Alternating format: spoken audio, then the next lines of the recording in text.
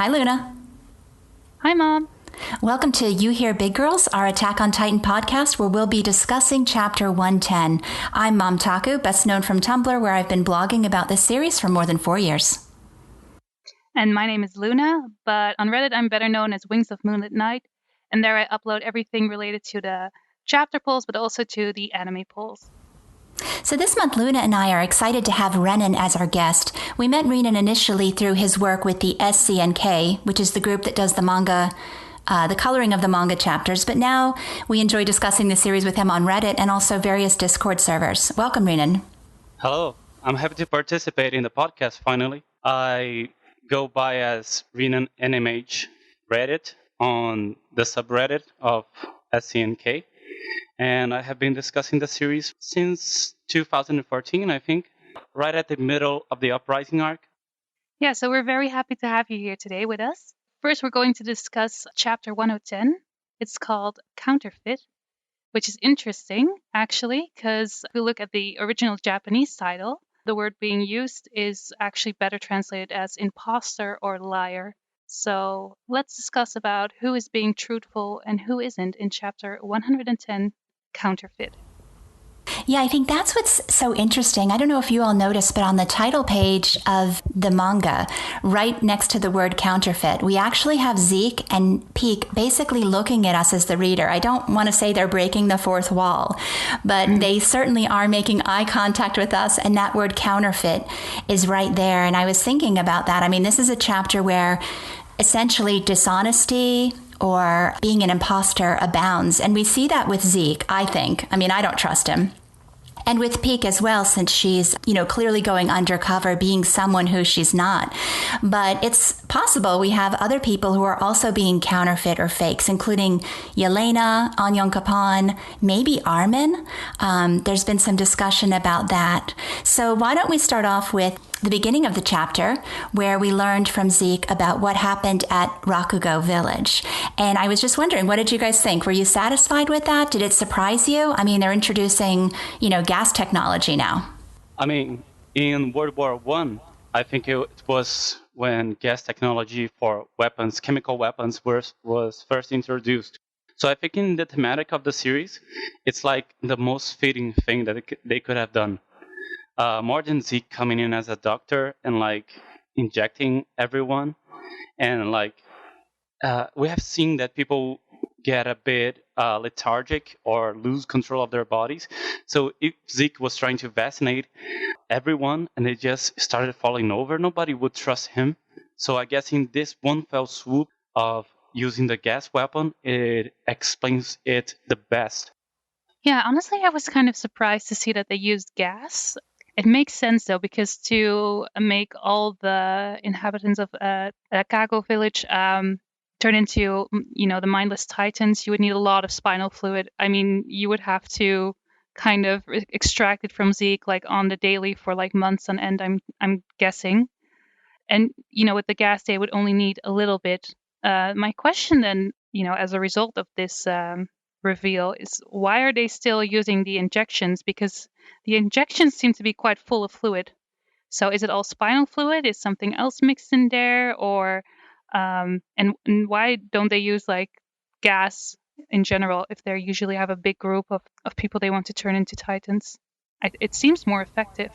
It's interesting, too, that wasn't World War I, you all know your history better than me, I'm sure, but that's when technology really took off. So I'm anticipating that a lot of the technology we're seeing now is new even to them. Like if the Shingeki series were to continue on, we'd continue to see technological improvements. So maybe I don't want to think this was a test, because clearly they knew what they were doing. They had gas masks. They've done this before.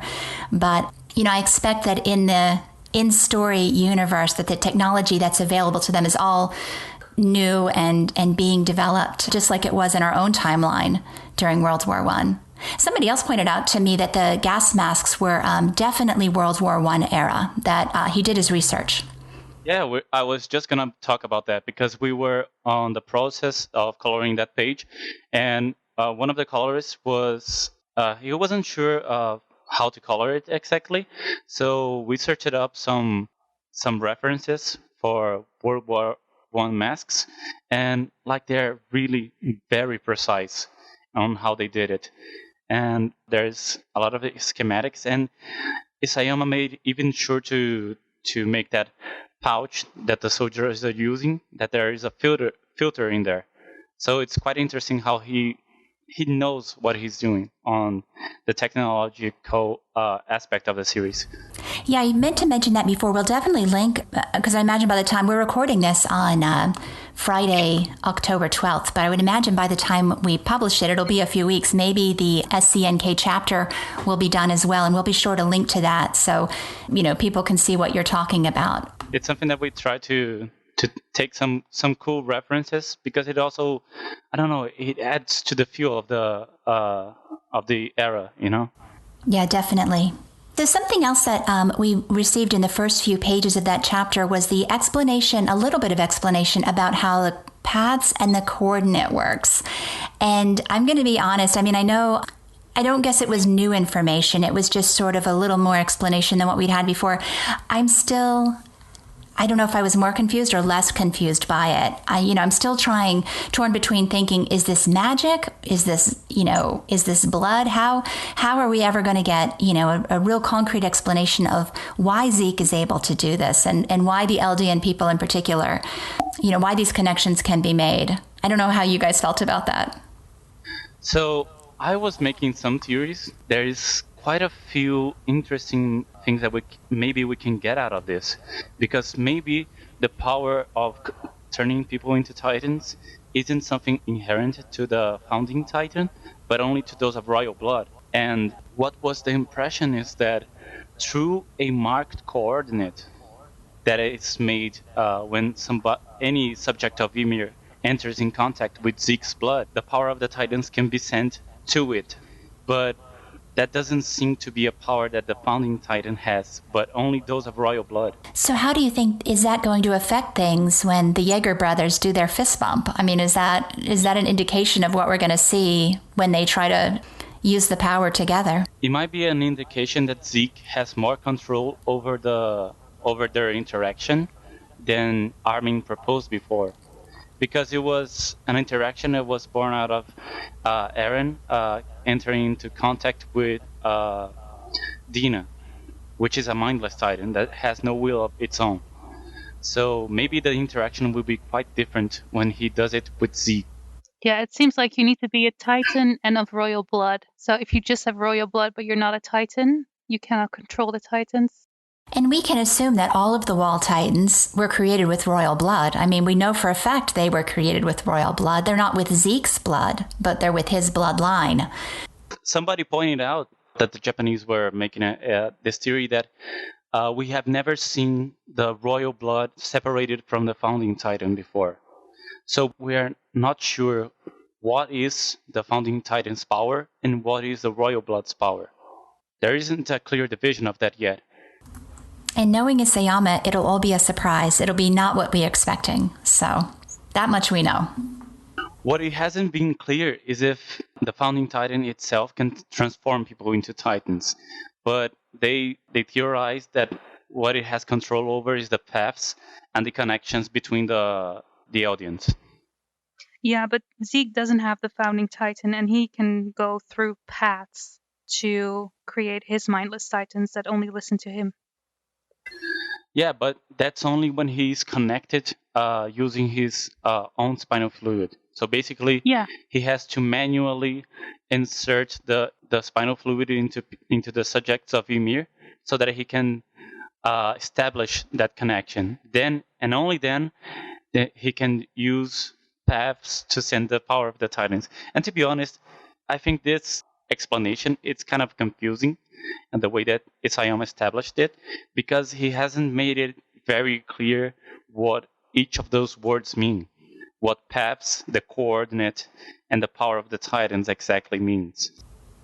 Well, I know it's confusing to me, and I think even we asked in the poll whether or not this clarified things for people or not, and So far, 50% of people did say it clarified things, but an equal number were just as confused as ever. So I suppose it's something we're going to get more about. I mean, he's definitely choosing his words carefully. I mean, there's going to be a distinction made between these powers and how they're used. And, he's giving us, as always, information a little bit at a time.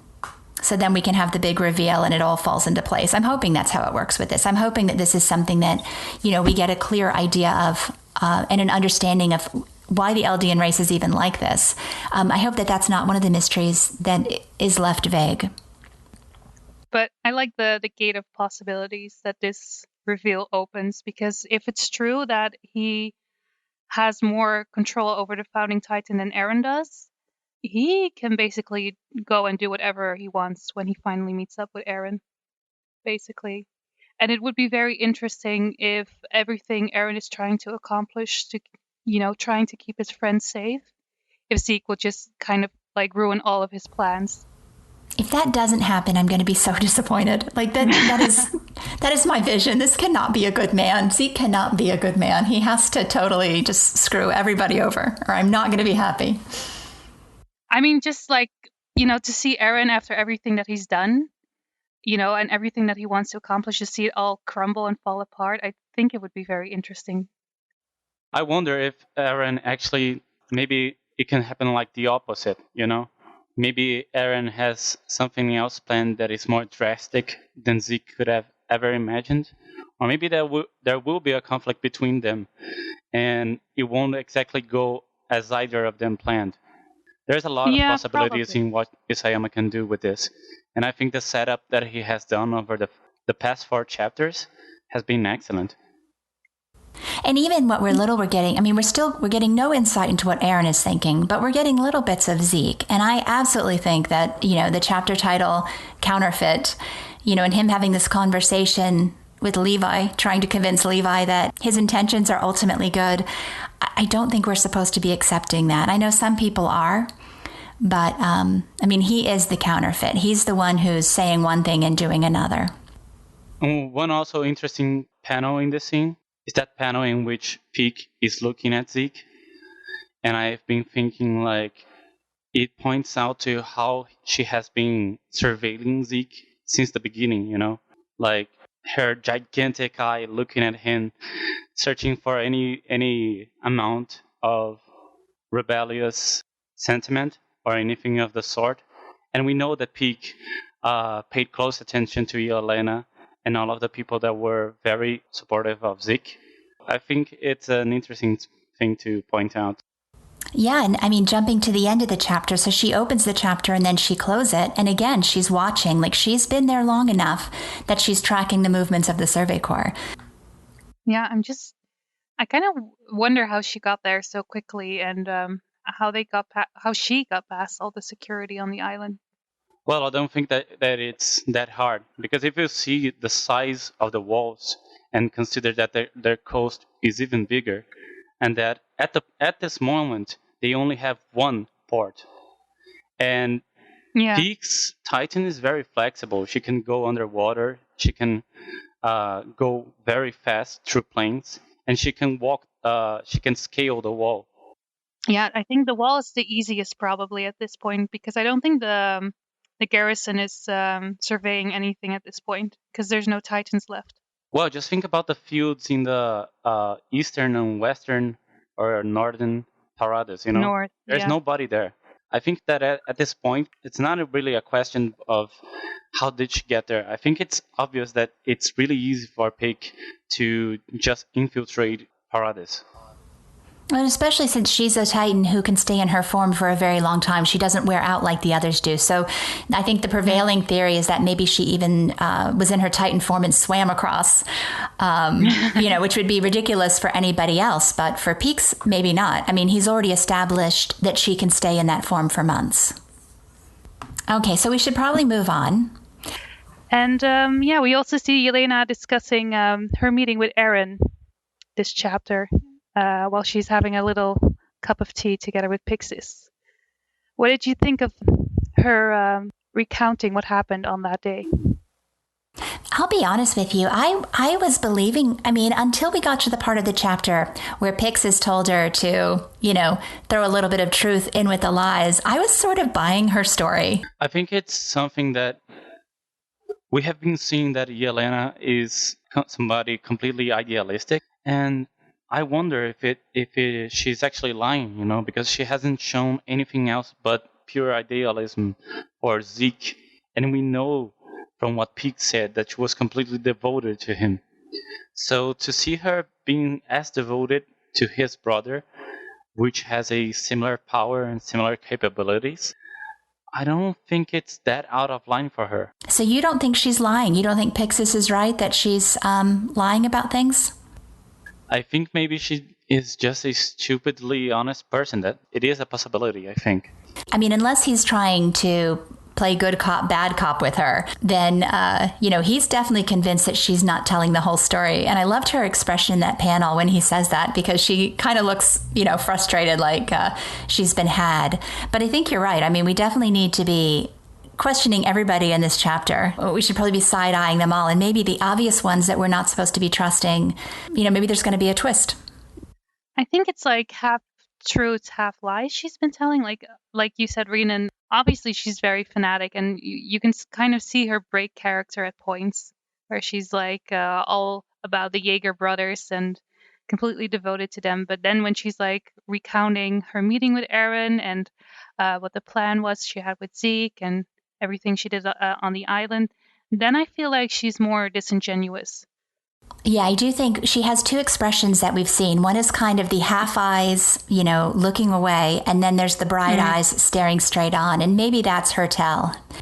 So one of the sentences she said was that none of the other volunteers knew about her meeting with him. So she's immediately taking all the blame for this meeting with Eren, which kind of ties into what Anyan Kapan said in his conversation with her, that, she was the leader, she was the one making the decisions and not always telling everybody everything. So I feel like that's probably, I don't know. Is she acting alone? Did she act alone in seeing Eren? What do you think? Absolutely not. No, of course not.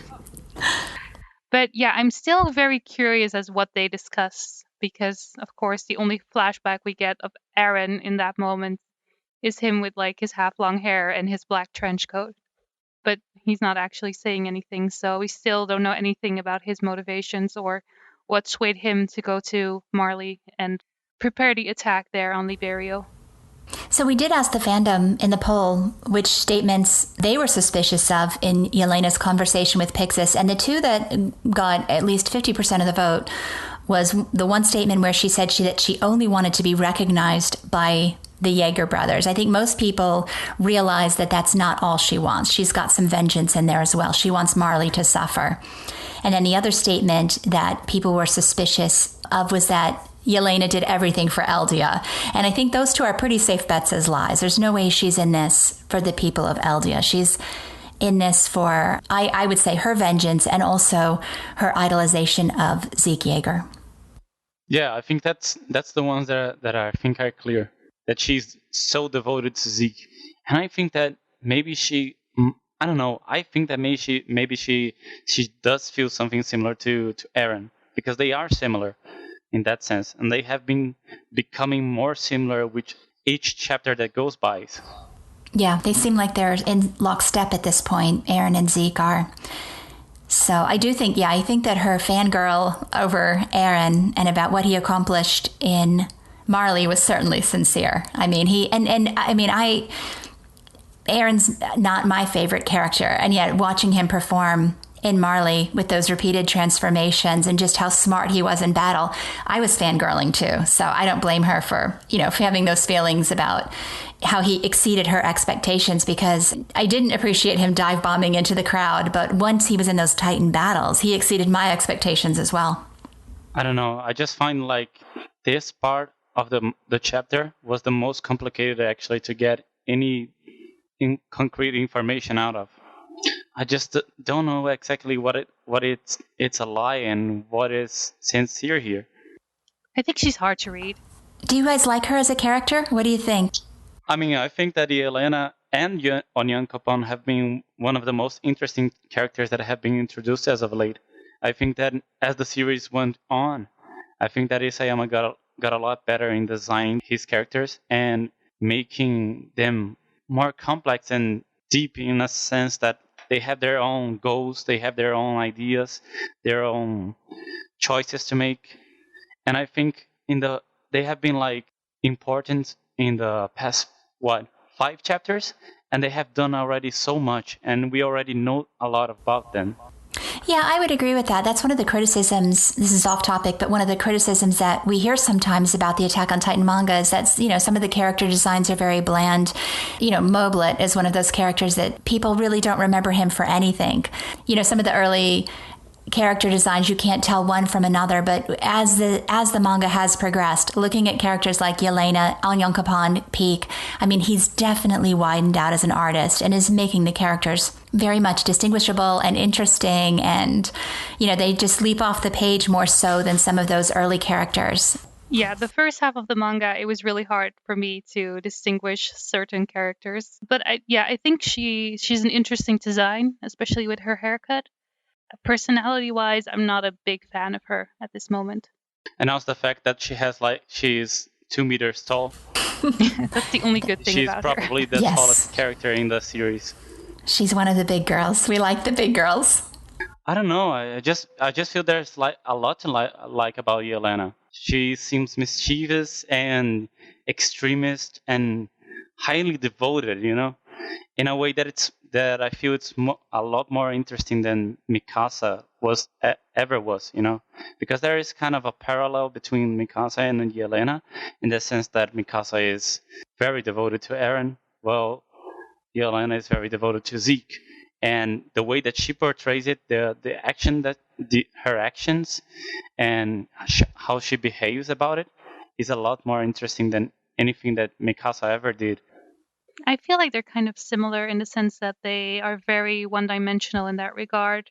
There's not a lot of their own personality and their own character development at play here. Now, for Yelena, that's fine because she's a relatively new character, but, especially for Mikasa, that has been a gripe I've had with this manga for a very long time. Like, she hasn't really developed, and then when we finally found out about her heritage, it's kind of like brushed aside and it's not really an important part of her character either at this point. They're a bit bland for me, both of them, honestly. That's why I'm not fond of either of them at this point. So, what about Onyankopon? Are you fond of him? I feel like we haven't really seen enough about him to really... I don't know. The jury is still out on this one. Well, let's move into that aspect of the story. So after Tea Time with Yelena, we transitioned right into Tea Time with Onyankopon, where we got more of Yelena's story told through his eyes. And in the chapter poll, we asked if people trusted him. And overwhelmingly, close to 50% said yes, and only 17% said no. The rest were undecided. So we have at least, 80% of the fandom, 83% of the fandom who's willing to at least give him the benefit of the doubt. Has he earned that? Should we be side-eyeing this character as well? Renan, I know you had some thoughts about that. Well, there was a post on the subreddit that commented on how Onyankopon's behavior seems a bit shifty, and some signs that may point out to him not being as trustworthy as he seems, like the fact that he's playing cards, which implies somebody that can be a bit more mischievous and that can put up a poker face, that plays a game of chance and all of that thematics that comes along with playing cards, the fact that he is sweating all the time, that he plays with Hanji's guilt over imprisoning him. So some people have been feeling like Onyankopon may be the best liar out of him and Yelena, and that he may be even more dangerous in that case. And actually, in the first time that I read the chapter, I 100% believed in Onyankopon. I don't know, he just seems like a more humanitarian character. He's more sympathetic, and maybe overall he's a more fun person than Yelena is, ever since we saw him in the chapter Volunteers, in which he talks about his conception of God and he explains why he's black to Sasha and all of that. I just find it like he's a much more lighthearted person, and in that sense, maybe he's more. Maybe he gives off the air that he's more trustworthy in comparison to the other ones. I certainly think so, because the first time I read the chapter, I was like, yeah, his story makes sense. Until you kind of go back and look at it again, and you kind of see that he's like channeling Bertold a little bit in terms of how much he's sweating. Well, Hanji is sweating as well. So she's... Maybe it's hot. No, but seriously, you can compare it in some other panels in which Hanji is seemingly normal and they're having a much more calmer conversation. But still, Onion Capone is sweating in every panel. What's interesting is Isayama, in each of these instances, has drawn a character that we trust, listening to them and making a decision. In the case of Yelena, Pixis says, I don't believe you. Try a little bit of truth once in a while. In the case of Hanji, she gets right in his face, stares at him, and says, yes, I believe you. So I wonder if we're supposed to trust our characters here. Hanji is someone that we've been led to... I think in recent chapters, maybe they've taken a hit because they don't seem as competent as they did, or they seem maybe that they've lost their footing as well. But in this chapter, Hanji definitely makes the decision that Onion Capone is Team Paradise. Well, that's what she says to him, but does she really mean that? Oh, now we're going like 4D chess. I don't know. She's really good at interrogations, as we've seen this season in the anime, so who knows? Well, I don't know. Maybe I just feel like Hanji, maybe she got a little bit more close to Onion Capone, so she would have a harder time not believing in him.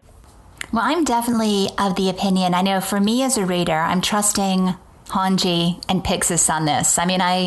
Maybe my trust is betrayed, but I'm definitely of the mind. When you pointed out Onion Capone playing cards at first, that's definitely a flag, right? He's a gambler, he's a card player. What you said about Poker Face, that's definitely in the back of my mind now, and I don't see that leaving anytime soon. But for the most part, I'm going to take this, me personally, on the surface, that Yelena is not to be trusted and Onion Capone is. But I would not be at all surprised if that, even if it doesn't get flipped upside down, if there's a lot more nuance to it than just that. And I think they are setting us up to the superficial idea is that Yelena is between them and that Onion Capone is to be trusted. But I don't think they would lie to each other. For how much time they have been comrades? They basically have most of the same objectives, right? Well, you'd think that, but like you were saying, during their ideological conversation with Armin a few chapters ago, they definitely have different visions of God. And we all know that religion can, he thinks that God is somebody who created diversity, and Yelena, Zeke is her God. So it could be that they've been side-eyeing each other a long time, and this is his chance to throw her under the bus. So. Yeah. And I think that one of the also ideas is that if Yelena is not working alongside not being as vocal about all of her plans to the volunteers, maybe she actually created another faction with the Marleyans, and that would imply that maybe Zeke and her are still somewhat loyal to Marley, or maybe they are using them as a way to advance their plans at Paradis that maybe the rest of the volunteers wouldn't agree to, like the theory that people have been poisoning the wine all around Paradis, that the Marleyan wine that they brought in, that it has been poisoned with Zeke's serum. So that would make sense within that plan of hers. Well, I think, Yelena is pretty much on Zeke's side, and they might have their own motivations, but I think the other volunteers join because they want to have their country back. They don't want to be oppressed by Marley anymore, and I think Zeke and Yelena might have very different intentions of what they want to accomplish. But what exactly that is, I'm not quite sure yet. But I don't think it's just ridding the world of Marley and everyone can live and be happy and marry. I don't think that's their end goal. There's something really strange about it, because Zeke has a plan that it's kind of hard to read because he has only 1 year left. So to understand what would he gain from this, it's very difficult. And especially in the way that he has been keeping his secrets. I'm curious to where this will lead. I still wonder if there's any way that he can prolong his life. I don't think so. I think it would just break a lot of the thematics in the story. Yeah, no, but maybe he believes it or something. There must be something that motivates him because, even if he accomplishes what he wants, he won't be able to enjoy it for very long. He will pass away shortly after. So what is so important to him that he's risking this much to accomplish it? Well, there's only one way that we know that any shifter can live on after they die because of the curse. That is passing on a will, just like the first king did. So maybe if Zeke has a plan to make a will of his own that will be inherited with the Beast Titan, maybe he could live on more, Like in spirit. Yeah. Yeah. Yeah, if he could control policy for years to come, I mean, the founding Titan essentially did. He basically wrote a manifesto and was able to control governmental policy on Paradise for 100 years. Maybe Zeke's intention is something similar. That's interesting. Yeah, to rule from the beyond. Well, it will be interesting to see what his true intentions are, as well as Yelena's and Onyankopon's. And Eren's. We have so many characters now that we just do not know. I mean, if we were to make a list of things that we don't know at this point, or going back to the beginning of the series, I mean, one time I tried and, you get tired after like the 400th item. So here we are again, at least 2/3, 3/4 the way through the manga with more questions and answers about who these characters are, what they're trying to accomplish.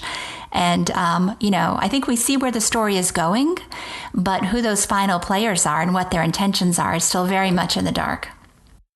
Yeah, I don't think I expected that this far in the story we would still have so many questions. And yet, here we are. Here we are. So maybe it's time to move on to the next meeting in this chapter with possibly another liar. Armin and Annie having their moment while Hitch interrupts them.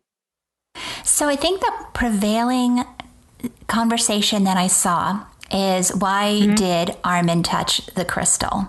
What was he trying to achieve from that? And the fandom is almost completely divided on that. In the chapter poll, we asked that, and 29% say that he actually wanted to see if he could unlock memories. 23% have a shippy spin, and 24% think Bert is involved in this. So where do you guys stand? I was really surprised to see those results, by the way, because I know that's what he says. Like, oh no, I was just trying to, trigger some memories. But he's so flustered and he's so shocked that Hitch caught him in that moment. Like, if he was truly trying to channel some memories, that would not have been his reaction. So what do you think it was? Well, I think the last time we saw them, he was trying to reach out to her to find someone who could understand his position. I think he just feels really alone and there's no one really around him to understand him. So I think it was definitely trying to get somewhat closer to her. It also gave me a little bit of a creepy vibe, like he was somewhat touching her, but not really because she's encased in a crystal. And also his reaction afterwards kind of made me go like maybe he was being a little bit creepy. But 10% of the fandom selected he's being a creep. Yeah, I mean, that is like reaching out and touching. I mean, even though she's encased in crystal, it still is definitely a little bit of a strange moment for Armin.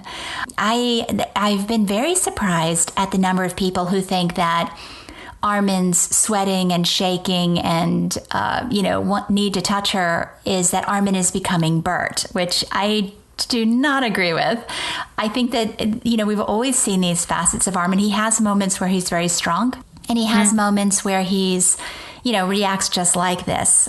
Especially under stress, he seems to revert back to this sort of like cowering, timid, uncertain person. There are other times where he's not. So I don't see this as a major shift in his characterization like some people do. And I'm just really against the idea. I guess I've always found the idea of people being influenced by their Titan predecessor being maybe not the best developed storyline. So it's one that I tend to disregard. Well, I think the best explanation would be actually a mix of everything that people pointed out.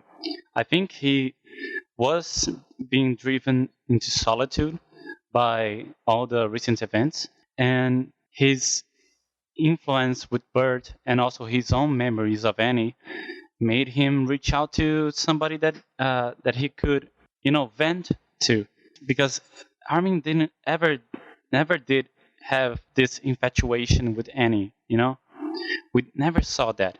It's something that Bert had, so I guess he inherited a bit of it. Maybe it was just a little bit was enough for him to change his idea, because he had some connections with Annie at the end of the female Titan arc. He had a bit of some interactions, so maybe he already respected her, and he just needed a little nudge to make him be more interested in her. So it's not like he's being controlled by Bert's memories, but he was slightly influenced. And in the situation that he is, vulnerable as he is, and feeling alone and having a hard time understand the rest of Eren's actions, I guess it's a mix of all of this that drove him to search company in Annie. And I also think that maybe he hoped that he would be able to transmit his memories or form a connection with her by touching her. So I think it's all a mix, I don't think any of these ideas are wrong. They're all just mixed in this situation that Armin is having. Yeah, I think his emotional vulnerability right before this moment is certainly part of it. I mean, we've seen where these characters who've done these atrocious things want to be judged. We haven't seen it from Eren yet, but certainly from Reiner, Bertold, and now Armin, where they're looking for somebody who's experienced what they've experienced I don't want to use the word to judge them, but, basically, yeah, to be able to see it through their eyes, to have somebody who's going to look at them and say, yes, I get it. I understand. You're not a terrible person. You did these terrible things, but I've been there too. And I do think he was hoping to get that with Annie, which makes perfect sense to me. I don't think there needs to be a crush involved in that. I don't think that necessarily needs to be there. They definitely have a connection now, and now that he holds Bertold's Titan power, even more of a connection. I think so. I'm sure he inherited a lot of memories that involved her as well. But I think when, if you're spending that much time locked in a room with one person who doesn't talk back, I think it's also easy to maybe idealize them a little bit or make them into the person you want them to be, instead of who they truly are. So I wouldn't be surprised if he did develop a little crush on her, but how sincere the crush is, or, how reflective it is of who she is as a person, I don't know, but it doesn't matter. I think the main reason for him reaching out to her is, to ease his own soul, to really, find someone who can understand him, even if she doesn't talk back. I mean, he basically established the room that Annie is like a meditation place for him and his ideas, like what we saw in chapter 106, But I guess in regards to his reaction, I think it's completely normal, because for him to react like that when he saw him, because it looks a little creepy, and probably Armin knows that it must look a little creepy, that he's staring at a frozen girl like several days on end, and then trying to touch her when he's alone. Yeah, and he even asks Hitch not to ban him, so this is something he wants to continue to do, to come and visit Annie. So it's not that this is a one-shot deal. He wants to be able to come back, which I thought was interesting. So I think you're right in that this is sort of his, his sanctuary or something. And it almost seems like it is for Hitch as well, because the conversation there kind of indicates that she sits there and talks to Annie as well. So maybe Annie has inadvertently become, the most popular girl, just because she's a good listener. So I love that panel with Hitch at the end, though. How are you this popular when all you do is sleep? He's speaking for a huge amount of the fandom there when she says that. I like that Isayama is indirectly dissing us through his manga. I honestly do not see Annie. The only way I see Annie coming out of that crystal is with Founding Titan or Zeke. I can't imagine Porco crushing the crystal and her surviving it. Although she is a Titan, I mean, she could regenerate, but I feel like it's going to, if she could come out, she would have come out by now. So I have to think that it's going to be the same way the Wall Titans come out, that it's going to be the Founding Titan commanding it to happen. Yeah, but like Eren made him or made Porco bite through the crystal when it came to like Miss Tiber. So he was forcing Porco's the Jaw Titan's teeth all the way through. Where I think is with Ani, they can be a bit more careful. They don't. I think she would be able to come out of it alive if she even still is alive in there. Yeah, exactly. What if the story ends and Annie is still in the crystal? I would laugh. I mean, can you imagine? That would be brilliant.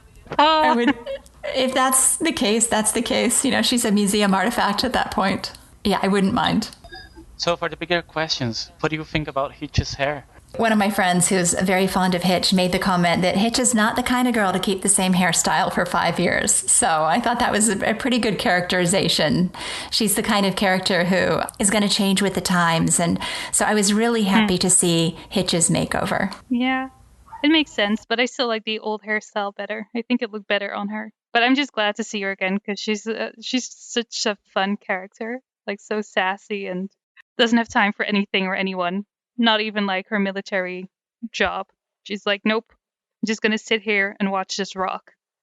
Yeah, and she doesn't have all the self-righteous ideas that a lot of the characters in the Survey Corps have, you know. So it's kind of refreshing to see the military police characters. They just seem more lighthearted most of the time, you know, except for Rogue. Well, I really like, too, that in this character, her intelligence, you know, as she and Armin are leaving, she kind of teases Armin about his interaction with Annie, and she's like, yeah, great that you're doing this, but do you know what's going on out here? And she basically restates what the problem is, that the Survey Corps is distrusted by people and that they're not doing a single thing to fix the situation. So here is Hitch not only being, you know, kind of sassy and charming, but also sort of crystallizing exactly what's wrong right now, that the people who are supportive of Eren are out there talking to the journalists and planning stories and feeding, you know, they have a spin machine going where they're setting the narrative, and that the military is doing absolutely nothing to stop it. They're doing nothing to counter it. And it's kind of interesting that the military has chosen to hide so much information, because I don't see exactly the problem as to why they couldn't reveal the rumbling to the people, you know. Basically what they're actually doing to protect them from their enemy threats, because the maintenance of the rumbling over 50 years while they develop as a nation was the main plan to the survival of Paradis. So for the military government to show that to the people, that they had a plan and they were going to go with it, would just certain the people that the military were actually doing something in regards to that. Because as the people are seeing, they only see Eren doing anything to solve the situation with Marley. So what the people are seeing is Eren as the person that is acting and actually doing something to protect their country, while the military hasn't released anything of information as to what their plan would be and what exactly they were going to do to protect Paradis. So it only makes sense that the people would only side with Eren. Yeah, they most certainly did. And I think we discussed it in the last podcast as well. They're not giving any information out, and they're kind of afraid that it will let things spiral out of control. But by not giving the people any information, and, you know, imprisoning the hero of Paradis, they're only making the situation indeed worse for themselves. Yeah, you can't blame the crowds, because this is all that they know. They are acting on the information that they have been given, and nobody is there countering that information. And I think that's really surprising to me, because in the next section, we get into Darius Zackley speaking with Eren and Mikasa, and he is such a shrewd politician. I mean, why he's sitting there in his glass tower staring at the crowd and doing nothing. I mean, if I was going to, you know, if Erwin was alive, people think, well, Erwin would be able to calm this. He would, you know, he's smart enough that he would spin this, that he would know what to say. People would, he could win people over. I think Darius Zackley could do that too. And he's doing nothing. He's sitting up there in his pretty office with his machine, letting the revolt happen. And, you know, when I read over his conversation with Eren and Mikasa, he's so good and schmarmy and such a good politician. Like, I know it'll never come back in the storyline, but I have to think he's allowing this to happen for some reason. And, you know, he's dead now, so it doesn't really matter. But I can understand Hanji and the others being very, what's the word?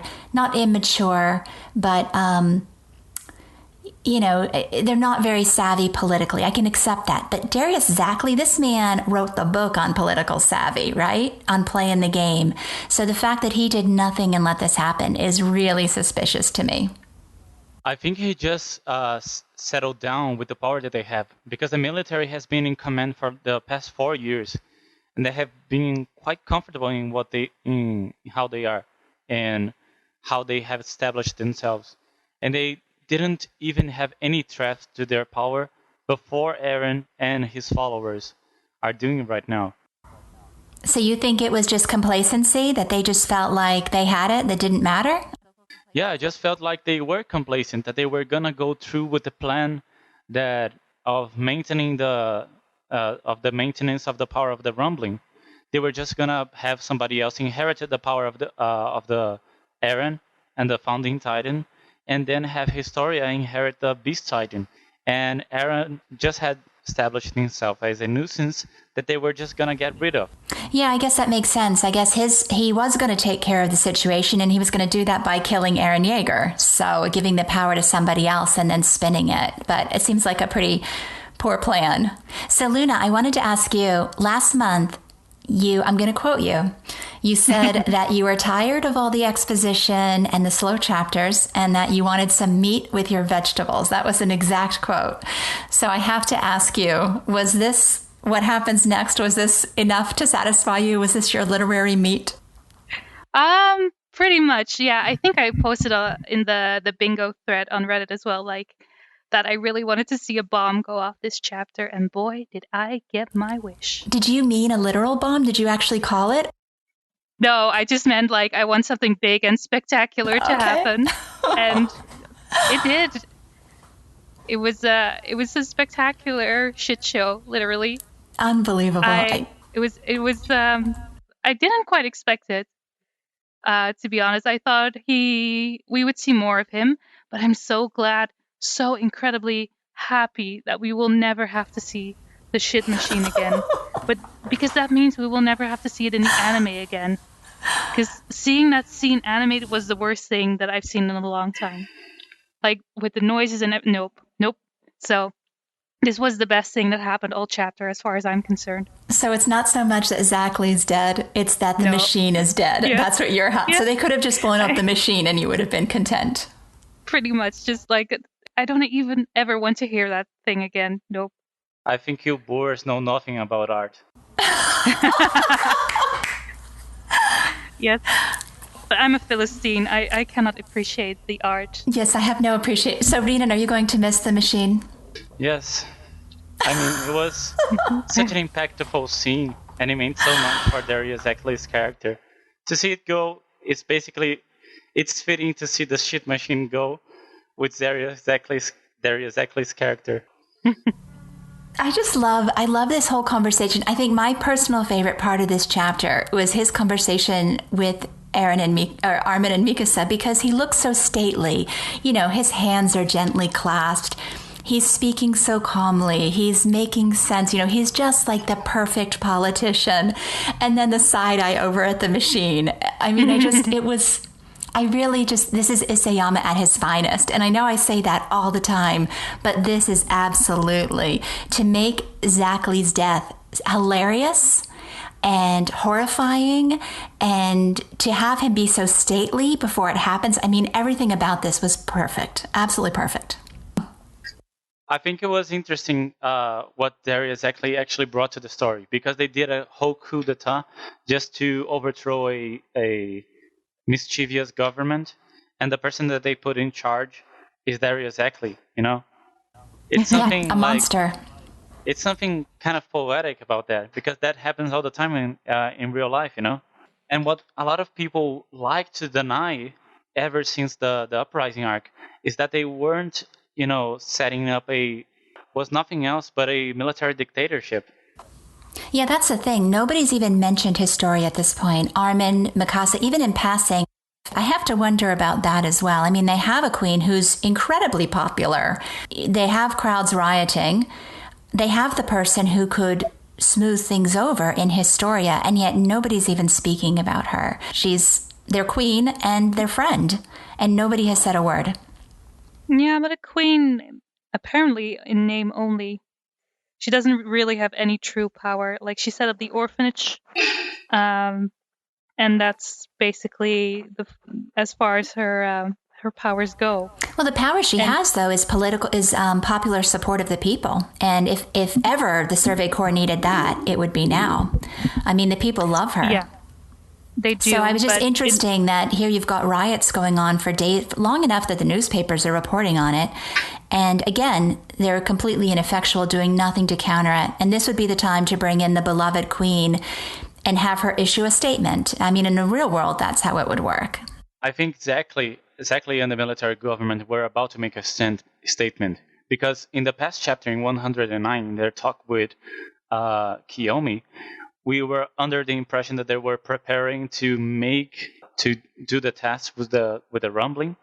Yeah. So they were going to take Zeke to make the test, but they were probably going to make somebody else inherit the title of Eren. And we see those people, actually, that they were about to enter the room in which Zackley is. And it's kind of interesting to see that the military were way ahead of Armin, in which basically Armin, in chapter 108, he deduced what the actions of the military would be. So he was trying to act in a way that maybe he could convince Eren to talk to them and avoid having his titan being taken away. But the military were just way ahead. They already had made their decisions in regards to that. So probably as they tested the rumbling, it would convince the people that the military had something ready, you know? That's one thing you definitely get from this chapter, is that Armin and Mikasa have been making this request repeatedly and being ignored, because Zackley even admits that he'd been stalling. Well, he admits that some time had passed since their first request. So clearly they have made multiple requests, and Zackley's been stalling this whole time. So I do think that feeds into exactly that. They knew what they wanted long before, or maybe at the same time Armin picked up on it, but Zackley, being the sleazebag that he is, didn't want anything interfering with his plan, which was to give the power to somebody that he wanted. Well, moving on to the actual explosion, right? I think it's wonderful that it's one of my favorite scenes in the manga, that Isayama spent like 4 pages on the explosion and seeing Zackley's corpse coming out from the crowd's perspective, from the side under like the military police perspective, and seeing how Armin and Mikasa are seeing the explosion. Like, we got all of these different angles, and I just thought it was beautiful.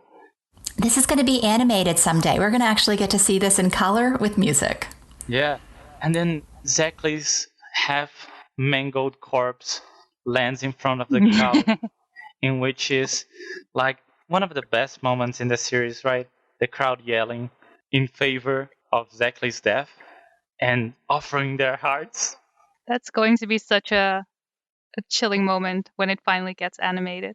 I love the posts about how Erwin did not die for this. I mean, this was Erwin's, Sasageo, and now the crowd is using it in a very different sense.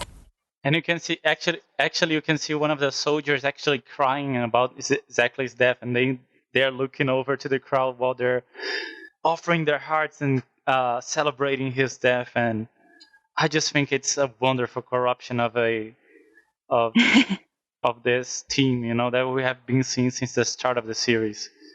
Why is there something wrong with us that we think that this is wonderful? I mean, I have to sometimes wonder about myself as a person, that this is, like, I was impressed with how quickly they all recovered. I mean, it's not a normal reaction to have your head of state come, his body to come flying out a window and land, and people to recover so quickly. But, it makes sense that the crowd would immediately start chanting to me. If this is what they were calling for, then they would certainly view this as like an answer to their hopes and dreams, like almost like divine providence at this point.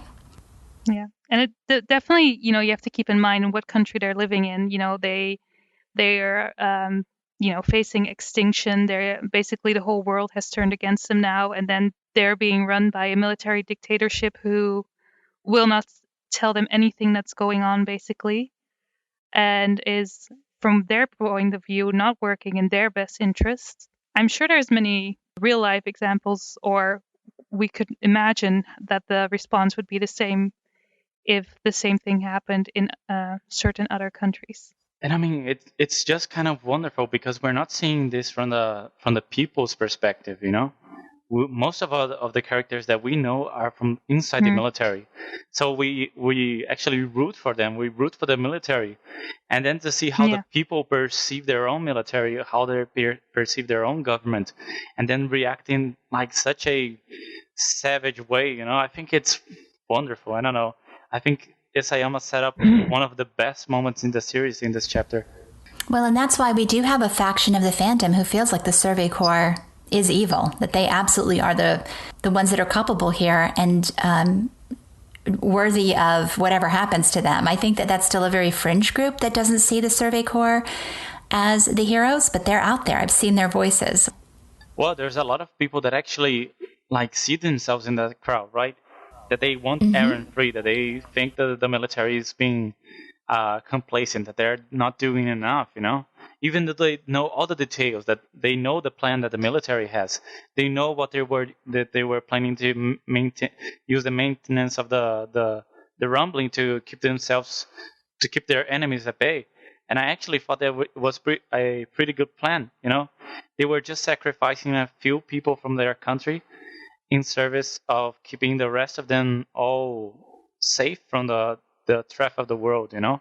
And I think that what Eren and Zeke are planning, whatever it is, it's just a lot more unsure, you know? The military doesn't have any reason to believe them.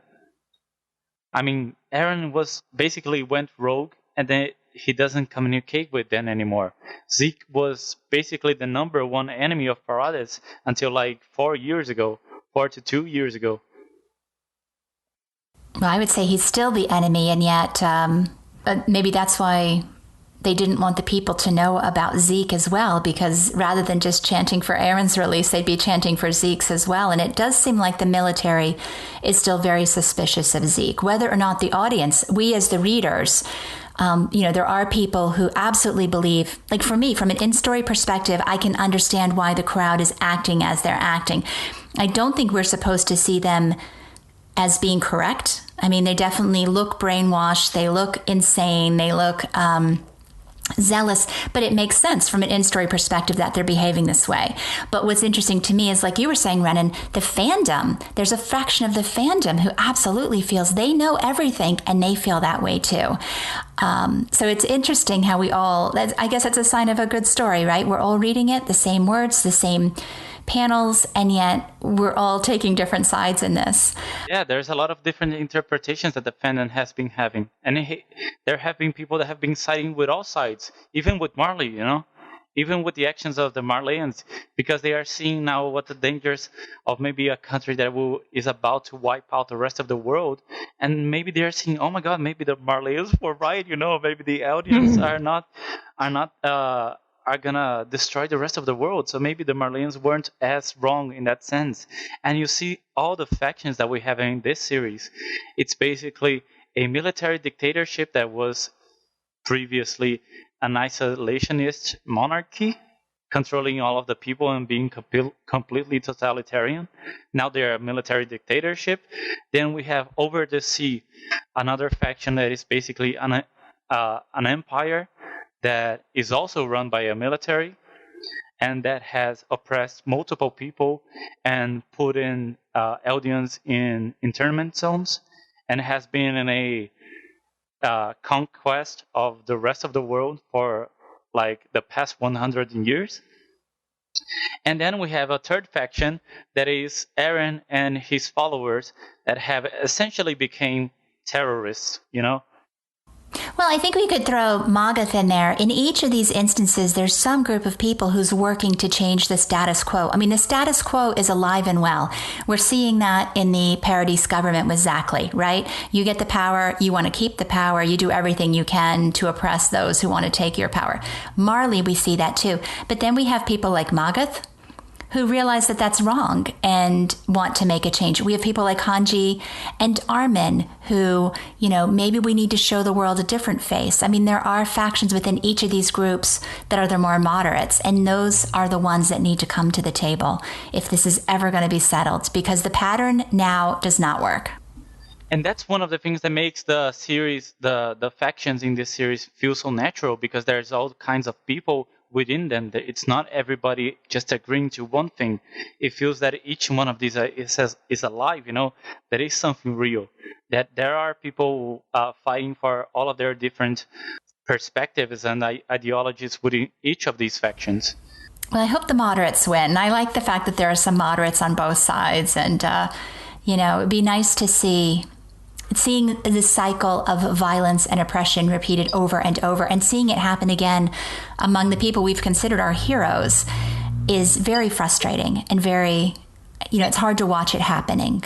But I do admire that Isayama did it. Like you said, here you're taking our heroes, making them our villains, making them no better than the people that we were ready to assume are villains. So let me ask you guys this, moving on. We move now into the conference room, the aftermath of the bombing. Is that Rogue? I think we're seeing Rogue again? Yes, it's Rogue. I'd like to just point out that now maybe we're going to see a shift in the perspective of the military about the Survey Corps, because after Armin says it was the recruits that entered Zackley's room to bring his custom chair. Custom chair. The military is in the room, like they glare at Hanji, Armin, and Mikasa, as if they were part of Eren's faction. So maybe we're going to see a shift in the perspective of the military back to what we saw in the beginning of the series. The central government not seeing the Survey Corps in a good light. Well, I don't think it was like that they are with Eren, but that they are the ones who are creating this mess and letting things get out of hand. Because the Survey Corps is a mess right now. Like, the military police is doing their part. I don't know what the garrison is doing except for drinking wine and eating an apple underneath a tree. But there's a lot of things going on and brewing underneath the surface. And I think the look that especially Niall gave them was more like, what in the hell is going on in your faction? What are you guys doing? And it's interesting because the military always saw the Survey Corps as the most rebellious of them all, of the corps.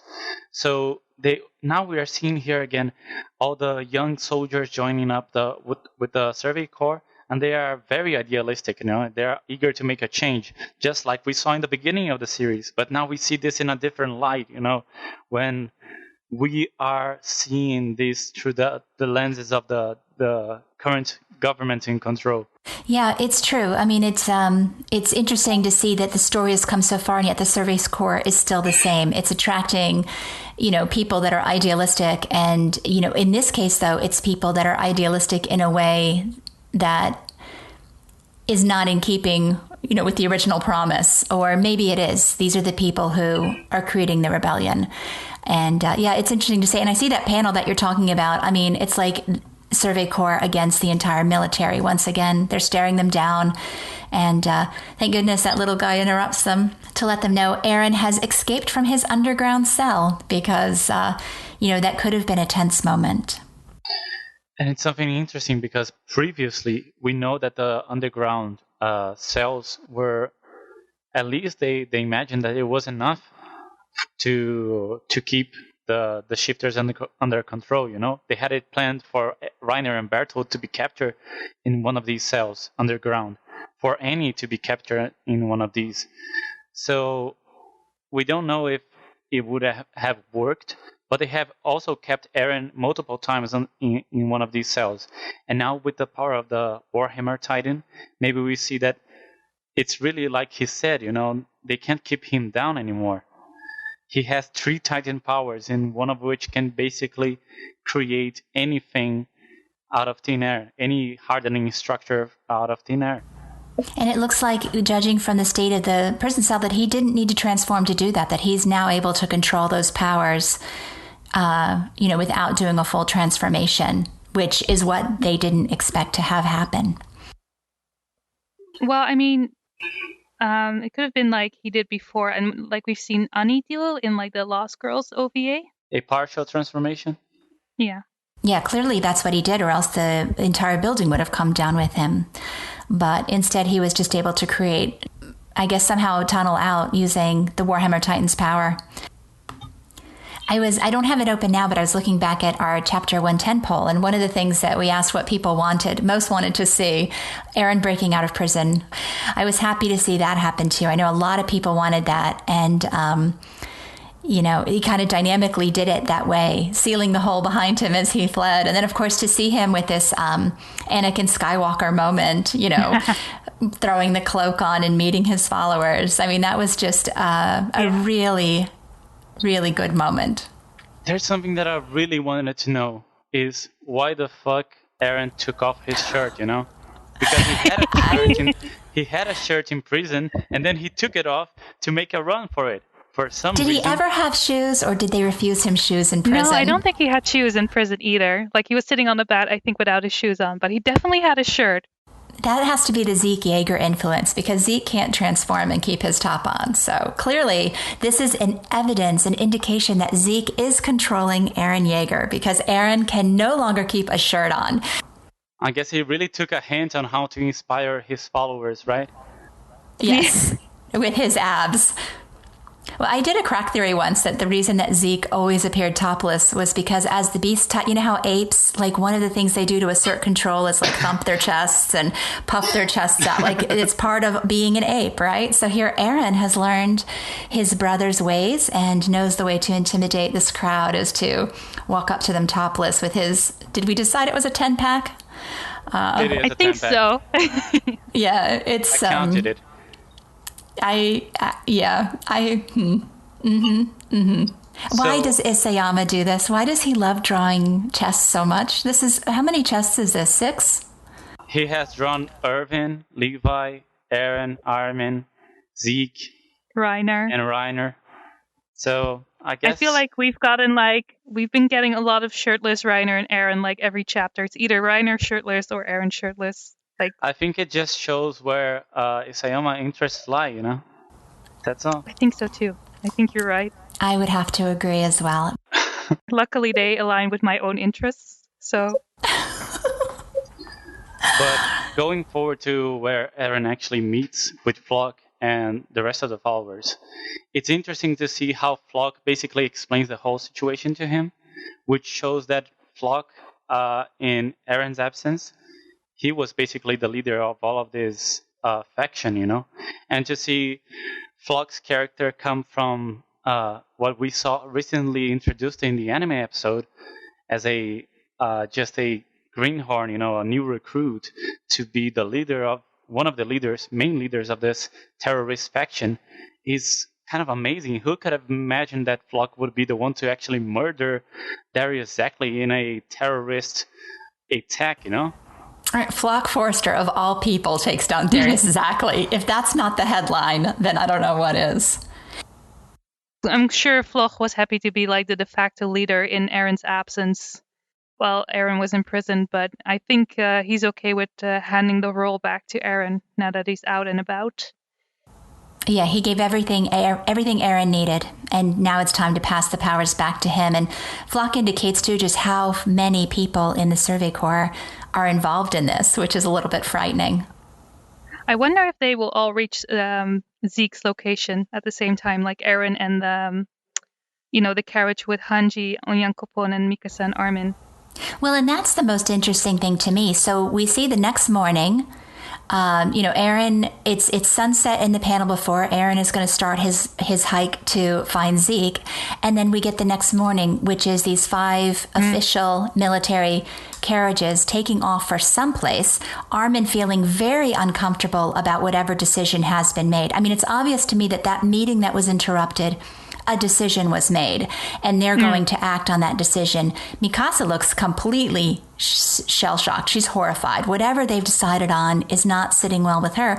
And then we have Armin basically feeling guilty and trying to convince himself and Mikasa that what they're doing is the best thing. And I think of all the questions we asked in the poll, that's the one I was most interested in hearing what people had to say. Where are they going? And why is Armin and Mikasa so uncomfortable with this? I mean, my feeling is they're definitely going to where Levi is to confront Zeke to take Zeke's power. I think they can imagine that the first thing that Eren would do is try to reunite with Zeke. And I think that this whole thing is setting up to maybe a battle between Zeke, Eren, and fighting against Levi and his squad. I'm looking forward to that. And also, if they would arrive on time, then probably Mikasa would have to fight Louise as well. Oh, that would be cool. Maybe Mikasa will arrive at the point that Levi is killed by Eren, setting up a permanent divide between the two of them. What is wrong with you people? No, I'm just kidding. You should be happy, Mom. Your two lovers are reunited in heaven. I can't see Levi dying, but I do see this battle. I do see this being exactly what we think. Zeke and the Jaeger brothers versus Levi versus the Survey Corps. I think it's going to be fantastic. I mean, wouldn't it be wonderful to see Levi die by one of the comrades that he had the most trust in? To see how cruel the world is, actually? I think it would be kind of poetic, I think there's going to be a big battle, but I just cannot see Levi dying right now. I think it's still a bit too early. I think he's going to be there a bit closer to the final battle. Oh yeah, he has to kill Zeke. Levi absolutely has to kill Zeke. He can't die. His death has to be after Zeke is dead, or at the same time at his hands. Except nothing else. I don't agree. I don't think that would be like Attack on Titan. It's the same as saying like Connie should be the one to kill Zeke. I think that it would be good to see Levi die at this moment because he has done all that he has to do. All of his storylines have basically been done except for him killing Zeke. Which is big. But I like to see maybe another situation in which a character fails to do what they set out to do. He's already done that. We have seen that happen to Irvin, to Hannes, and I think that would be fitting for the story, And to see Levi being killed by the person that he taught so much, by by Eren, the person that he taught all about trusting in your comrades or trusting in yourself, to see his lesson turn against him at the end of the day, because Eren is trusting in himself right now and not really relying on his comrades. To see what Levi told him and taught him to turn against him in the end would be something interesting. And Isayama himself has said that Levi is at a moment that he's the remnant of the old Survey Corps, and he doesn't exactly have something ready in store for him. What's interesting is the story has given him nothing. He had the moment where he supposedly killed Zeke, but since then he has been just a side note, he's a babysitter. He's Hanji's sidekick. He's done absolutely nothing interesting. He's not even in most chapters for more than a sentence or two. So it's going to be very interesting. I mean, I'm sure he's going to have more big moments. I'm sure they're coming. But again, by the time, how this manga works, right? Next chapter, we're probably going to have, it's going to be 6 months before everybody gathers at the spot in the forest, the way chapters go. So, we're looking forward to this battle, but so much could happen between now and then. I mean, that's the problem with the slow drip format of a monthly manga. This could be months that we're waiting for this battle to take place. But I think it's exactly because Levi has been not doing a lot that I think Isayama should leave his character on a high note, and basically end his story with him getting killed because of a betrayal. I think it would be the most interesting thing to happen to Levi at this point. Well, you can think that. It's allowed. I wonder, though, he's one of the most popular characters, and his merchandise also sells really well, so... Well, we've seen, though, that a character death boosts sales. So if Levi does die... That's what I was thinking. Irvin was also a popular character. He was, but he became more popular after he died. So I think the same with a lot of characters. And I think what is important about Erwin's death is that even though he didn't get to see the basement, his death was still very satisfying. It wasn't pointless. It wasn't hopeless. He got to die being the man... he thought he was. He got to die with a smile on his face, surrounded with people that cared about him. And I can't imagine Levi's death being anything less than that. It has to be satisfying, don't you think? I mean, and if he's killed by Eren in a fit of rage, I don't see that being satisfying for people who have, invested in this character and love this character. I can see the fight happening between, the two sides. I don't know if Levi will be murdered by the Restorationists or Zeke or Eren. What I do think is possible is that he will be severely injured and kind of like not maybe be able to participate in the battlefield anymore. Well, for humanity's strongest to be injured, I mean, that has happened before, and it certainly, even though you're humanity's strongest, you're still human. I think that is the thematic of SNK. Most of the deaths haven't been a hero's death or something dramatic before they go out, and I'd like to see that keeping being the rule. I would argue with that, though. Because even Carla's death, granted she died and it was horrible, but she saw her children running to safety. There was something there that she could latch on to. And even at the end when she cried out, "Don't leave me," at least she knew they were going to be safe. And I'll even go back to Mike's death. I mean, that was another example of a horrible death. And yet his final thoughts were of Nanaba and, the courage to, it wasn't... I would say Bertolt and Hannes were the most pointless and terrible. Just quickly thinking through the characters, at least with some of the others, Ian, Mitabe, they died, but they knew humanity. They saw Eren carrying that rock. They knew he was going to seal that. It wasn't a pointless death. And I can't imagine if those characters had at least something good come of their death, that it won't be the same way with Levi. I don't know. I think Isayama is setting up for a major tragedy in the story, and I don't think it would be just a switch and bait if he didn't do something of the sort. And the thing that I see the clearest is Levi getting betrayed and dying by what was one of his friends. Well, we'll hold you to that, and if it comes true, you can tell me I told you so. I feel like we're already living through the depressed, tragedy phase of the story. I feel like the first part was kind of like, okay, we're living in this horrible world, but at least we have dreams, we have aspirations, we can make a change. And what we're seeing right now is everything just fall apart, and people realizing that the future that they had in mind will never come true, and kind of succumbing under the weight of the reality that is right now. And I wonder if the ending of the series will end on a more, well, not positive, but on a better note, that you have to, accept that things will not turn out the way you want them to, but they will become better in the end.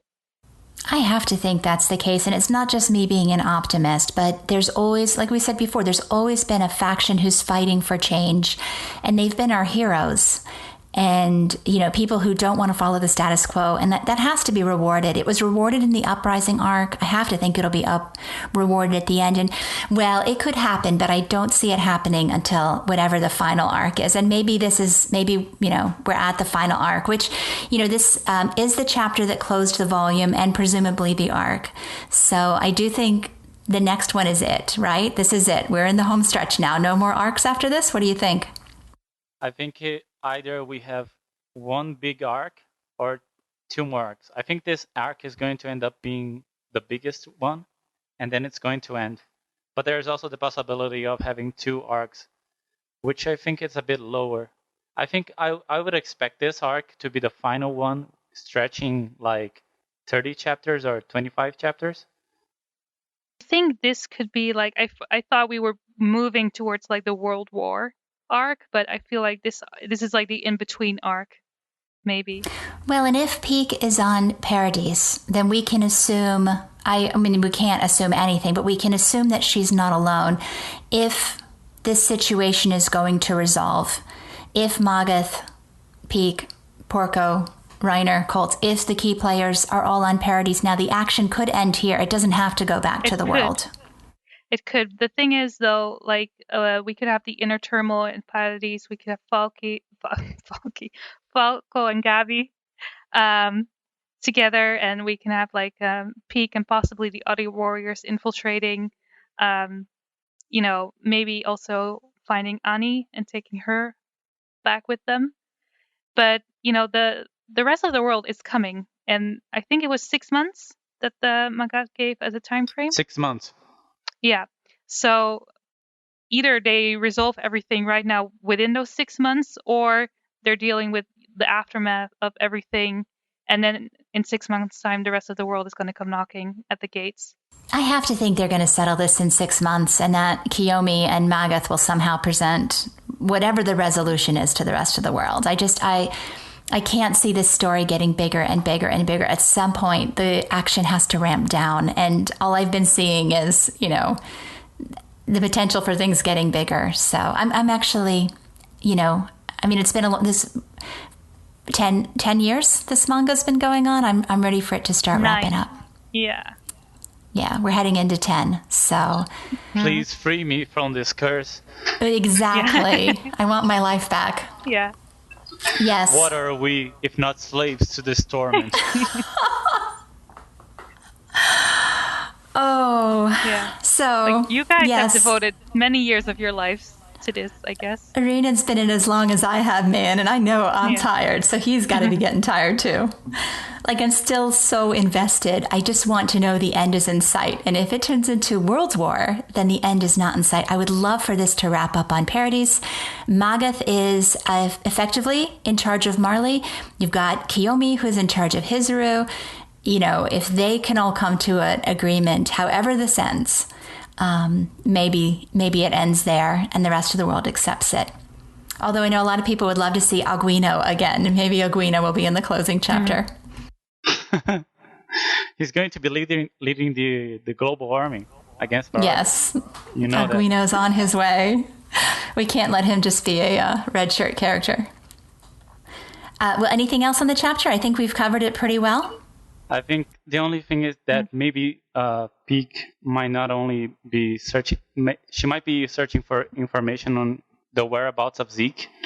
I think that Reiner and Porco are also in the island, maybe Code too, and they might be searching for Zeke to capture him back and take his power back, or the others too, because they would aim at what Paradis has the strongest, right? Their Titan powers. Because if they are in Paradis, in a small force, I can only imagine that they're going to try to take the Titan powers back. Well, and Peak apparently, despite her size, despite her ability, she's quick and she's stealthy. And the fact that she's watching the convoy of wagons leaving and side-eyeing them, I can't imagine she's not following them. So whether or not she has a way to report back to the others, she's incredibly quick and incredibly bright. So I am fully expecting that she knows they're going to Zeke and she's going to be following them. So it's going to make for a very interesting, explosive moment when they all get there. Because once again, I guess Peak and Porco will be joining the battle as an unexpected element that the Survey Corps didn't see coming. We might have another battle like what happened in chapter 103. But actually with 3 factions fighting. The Marleyans, the Eren's followers, and Zeke, and the Survey Corps and the rest of the military. That would be fun to see. I think idea of fun is really sad.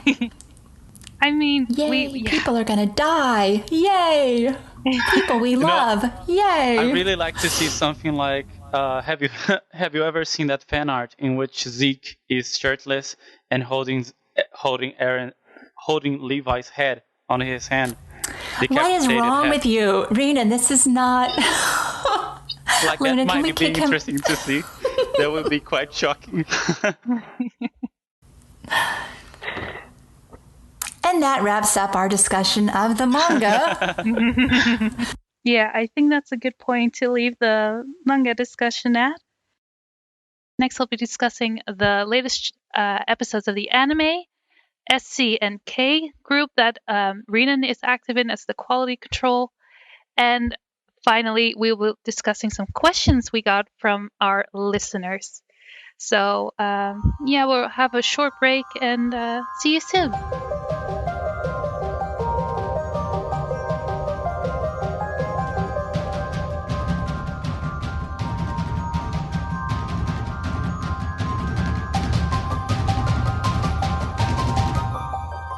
So since we've last had our podcast, there have been a few new episodes of the anime. In fact, as we're recording this, there's only one episode left to go. So this might be a good time to do just some general ideas of what we thought about it. And I think we also need to mention the big news from last episode was not about Keith Shadis and his relationship with Carla, but it was that Flock is a ginger, which surprised and I would say horrified many people in the fandom. Flock is such a compelling character that has earned the love of so many people in the community. So it's quite shocking for them to have a break of their expectations for the character, right?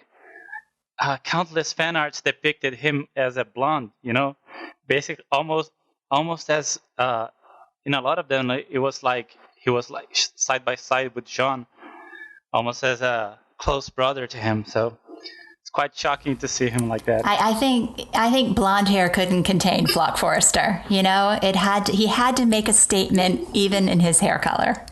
I was really shocked when I saw it because at first the stills from the episode leaked and I was like, who is that guy? I don't recognize him. And then everyone was saying, oh, it's Flock. And I'm like, wait, what? How? Because it's not just his hair color, but his hairstyle is different than it was in the manga. Also, his face looks very different to me. So I didn't recognize him at all. Actually, his design of his hair is actually very accurate with chapter 89 and chapter 90. That he has that twirl in his hair, like that is going crazy. And because Flock had a very uncertain design to him, character design, because it changed a lot during the Return to Shiganshina arc. He really did. I remember when he was first introduced as a character, we nicknamed him Miniba because we thought Flock looked like Nanaba, and a lot of us thought that Flock was female. So it's interesting to see that the anime team has changed all of that. It's clear he's not Nanaba and he is not female. We also saw the culmination of Historia's punch with Levi.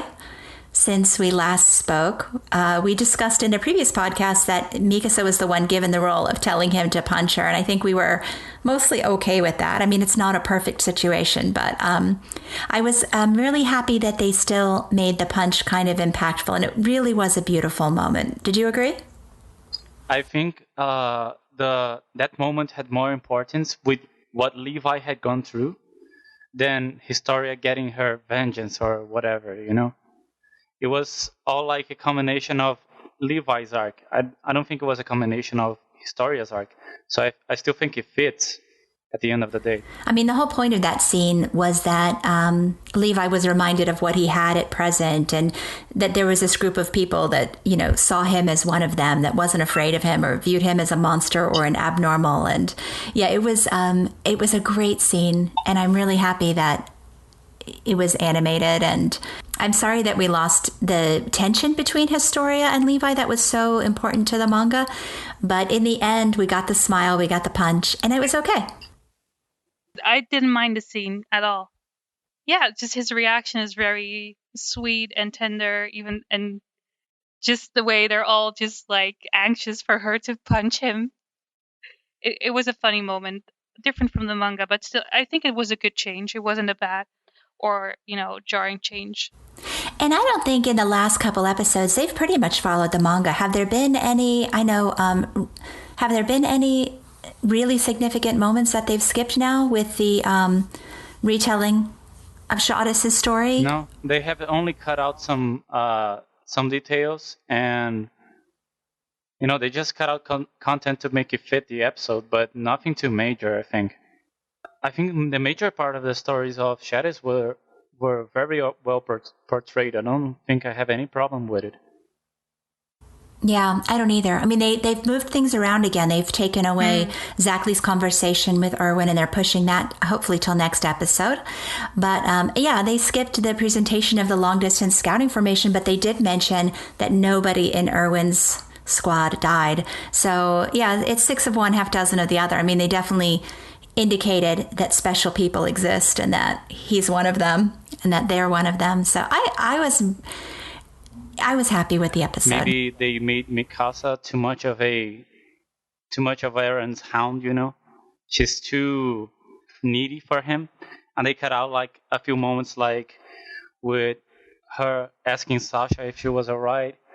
Or they cut out the moment that Mikasa remembers Grisha. In the last episode, Eren was supposed to say that I don't remember anything except for eating my dad at the moment that I eat my dad through his memories. And Mikasa gets bothered by that because she actually liked Grisha, and to see Eren talking about him like getting brutalized by his pure titan was kind of bad for her. So she just told him to shut up because it was making her uncomfortable. And in the anime, it makes it seem like Mikasa is just acting like bossy as Eren's mother or something like that, you know? Yeah, she's definitely even more one-dimensional in the anime, unfortunately. They also cut a lot of her moments out, or like made other people shine. Like whenever she's fighting, the emphasis is more on Levi than on her, even though they're like fighting together or in tandem. You could see certain panels if you go through the manga where their height difference between Levi and Mikasa is there, but like in the anime, the gap has been closed in to make either her look shorter or Levi look taller. Like they definitely have their preferences in the anime of what they want to show and how they want the characters to be perceived. I guess it kind of makes sense in this arc because it's mostly about Levi, Historia, and Eren. I feel like.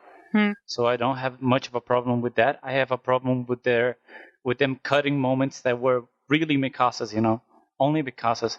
Like when she basically assures Jean, Connie, and Sasha that they're gonna follow through with Levi's orders. Stuff like that was cut out because they rearranged things. All the characters that got shortchanged were Mikasa and Historia. I mean, Historia didn't get that moment of struggle before accepting the queenship. We didn't see that internal fight. And then Mikasa, they've done her absolutely no favors by just making her Eren's yes man the whole time. So I agree. But what's interesting, I think, and again, we have one episode left to go, but, this season of the anime was billed as something that was going to fix the manga, that it was going to, Isayama was excited because he felt like it was his weakest arc and that the anime, the restructuring of it was going to improve it, make it better, give him something he could be proud of. Do you guys think he succeeded? I think it's pretty much the same. It focuses on different aspects of the story, but the quality is pretty much the same, I think. And I say that because I love the Uprising arc overall. It's one of my favorite arcs. I think it stayed pretty much the same in terms of quality. I think it was a good adaptation for the anime. I would agree with that. With one or two things I would have liked to have changed. Uprising was my favorite arc of all, and we've all had to make some sacrifices. I didn't get several scenes that I want. It's 12 episodes, right? But all in all, I felt like after each episode, I was smiling. For the most part, I felt really good, and it wasn't until I went back and looked at the manga, except for a few things, that I realized what was missing. So I think that's a good sign. I mean, when I sit there and think about it, oh yeah, that scene was cut, I get a little frustrated. But just sitting and watching it as somebody who enjoys anime and who loves the story, I was pretty happy.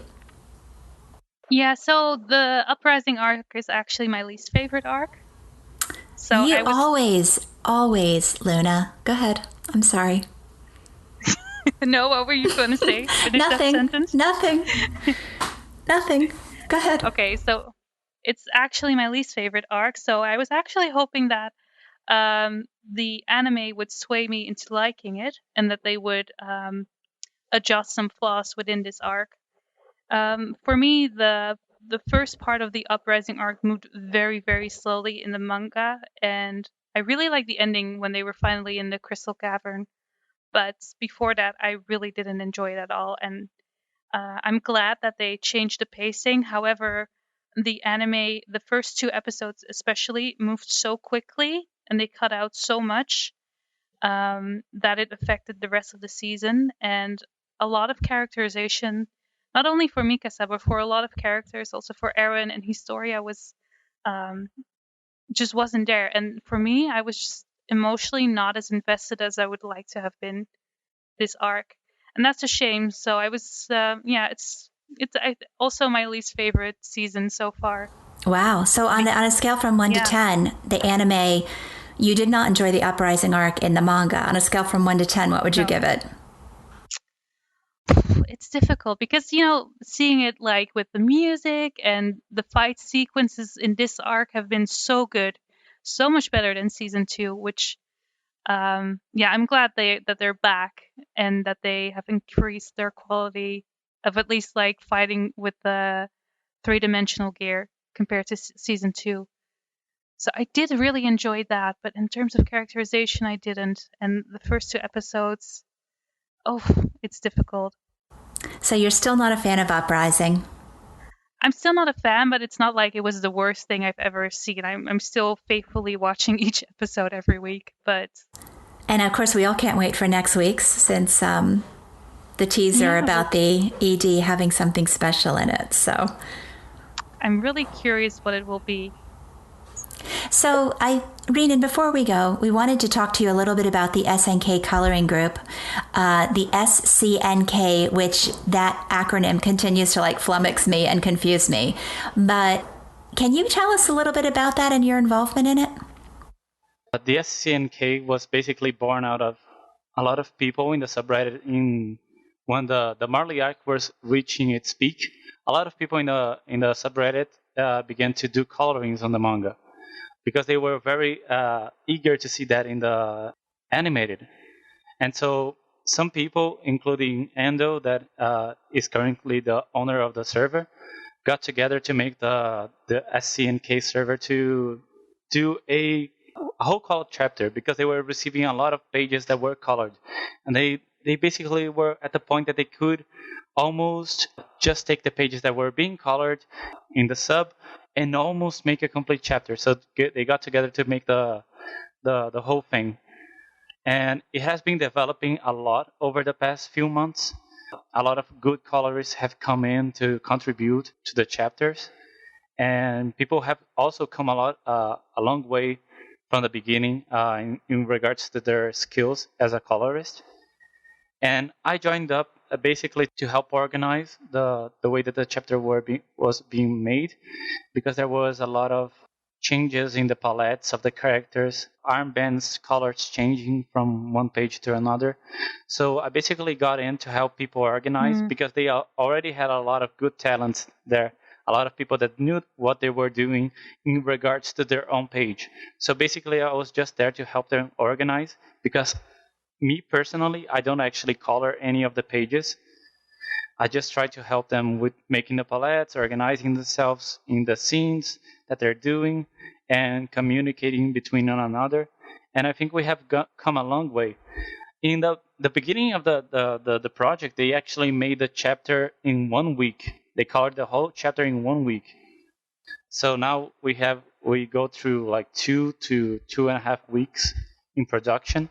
So it's been quite fun.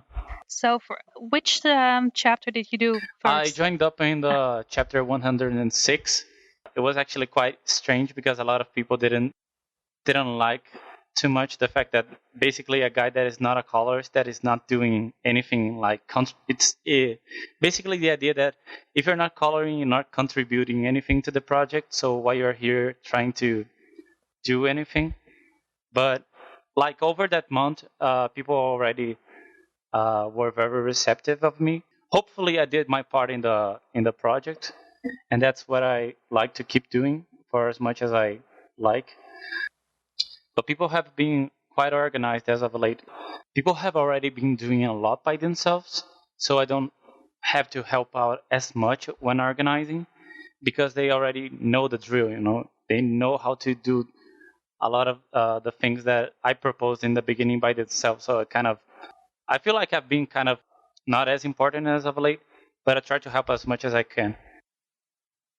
And an example of that would be finding the World War I gas mask and to help give the artist a reference. Basically, I go after a lot of references, trying to help them, trying to choose the palettes, trying to see if there is something inconsistent between on one page and another, trying to communicate between them so that the pages get more consistent. And a lot of people that are also colorists that also do that. But basically, since that's my only job, that's all that I do in the project. SCNK is something that I honestly didn't know about maybe until 3 chapters ago. Kind of like you, I'd seen colored panels, people trying their hands at trying to give the flat manga images some more emotion. And the first chapter I saw was probably 107, and I was just completely blown away. Like it was, it's still a static piece of artwork, but it was like anime level emotion, how it made me feel looking at it. So I just was so impressed with all of it and the whole team. And that's what made me join the server and look into it, because I just had to, say thank you to the people who are doing this, because a whole chapter, 44 pages, I mean, all of it professionally done. It's just fantastic. I mean, I don't know if you can say professionally done, but a lot of the people in there pour their hearts into it, and they use up a lot of their time to make the chapters as high quality as they can, So I don't know. I felt captivated by their colorings also to help to come and also participate and do my contribution to the project, because I think it's one thing that when the manga is done, it's maybe one thing that people will get to do a reread or to just go through it all for the first time, and maybe they will stumble upon the color chapters, because as of now there's quite a lot of them. I think we have color chapters since chapter 99, I think. And your goal is to hopefully get the entire Marley arc done. Is that correct? Well, it is currently as a side project, but it's coming along quite slowly as of late, because we don't have enough people to do all of that, We already have the monthly chapter, and to do the rest of the Marley arc as a side project, it just takes a longer time.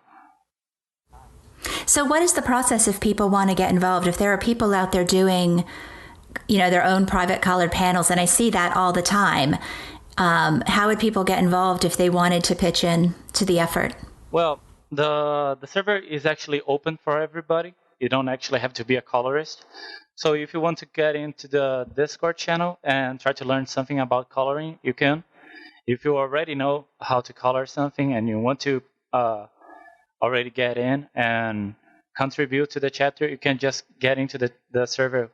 That we always leave the link to the server in the chapters that we release, and whenever we post anything, actually, it's in the server. The server invite is basically everywhere we can put it in. So if you can just leave it like in a link, people can join freely, either to discuss the manga with us, or maybe to participate in the project. And if somebody doesn't have quite the skills, because like I said, these panels are gorgeous. Like what you guys, I've been using Photoshop for decades and I couldn't do that. If somebody is not quite up to that level but would still like to contribute, they can work with somebody who's more professional. I would imagine there's probably some easier tasks that people could do. I mean, there is some collaboration. We have a lot of tutorials, and there's a lot of people in the server that are eager to help people getting better, because a lot of the members of the SCNK actually got a lot better over time. And we actually made a post a few weeks ago showing how people have gotten better over time, like a lot better over time. You wouldn't recognize their colorings from back then to the artists as they are now. So I think if you want to get better in the server, there you can do that, because a lot of people will help you, and there's a lot of resources that people can use to get better in the server. So you're happy to welcome more colorists on board. Are there also any other positions that people could apply for, or is it just coloring for now? I think we are organized well enough as it is. We always just need more colorists. Okay. Yeah, so if anyone listening is interested in joining, there's a link below in the comments. So yeah, feel free to check that out and join the SCNK server. And I'm sure that Renan will be more than happy to show you the way in finding the tutorials and getting the information you need to get started. And even if you're not interested in joining as a colorist, I would just encourage everybody to look at the work that they have done, because it is absolutely astounding. Like, I cannot believe the level of effort that goes into these chapters each and every month. I mean, it's such a treat. And I wish, as I'm working on my own blog, doing the black and white manga panels, it's like I want to use the colored ones because they're so beautiful. Yeah, we are always thankful for any kind of words too, and that people actually appreciate the color chapters, because a lot of work goes into it. And there's a lot of people that are very dedicated in the server. Okay, well, we should probably move from here into mail. And Renan, you did receive, when we announced that you would be our guest today, we did get a few comments from people. One of them was from Reddit's Puppet, who wanted to know your opinions on Flock. I think Flock Forster is a great character. Maybe he's not very introspective or has a personality of his own, but he's there to basically promote the feelings of at least a part of the fandom, and the feelings of the other characters, the other minor characters that don't actually have a voice. So Flock is the voice of all of the characters that don't have enough screen time, or the side characters, or just the ones that appear in the background. So I think he is a great tool, basically, that Isayama is using to give a more deep scenario, to basically make the world feel more alive. I think Flock gives a lot of that to the story. I think Flock is a fun character to dislike. Yeah, he makes it so easy. He makes it so easy to hate him. He's great. I do wonder how he's going to die, because there's no way Flock is going to survive this series. And I don't know if it's going to be an exploding poop machine. But that would be cool. Maybe maybe Eren's cape will, like, a gust of wind will pick it up and strangle him or something. I could go for that. I think Flock, more than Eren, needs a glorious death in the field A glorious death, fighting yes. for the Eldian Empire and the people that live within it. It has to be his hubris and his close-minded, or his zealous, focus on a certain way of doing things that's going to be his end. So I don't want it to come anytime soon, but I am looking forward to it. I mean, besides all being a good character overall, I mean, his beautiful hair, his determined face, his unbending will. These are all great characteristics that make up Flock Forster as the great character he is. But Renan, real question, who do you ship him with? Because we know you ship him with somebody. With Eren? Fuck Eren. Fuck Eren. Is the name of the ship.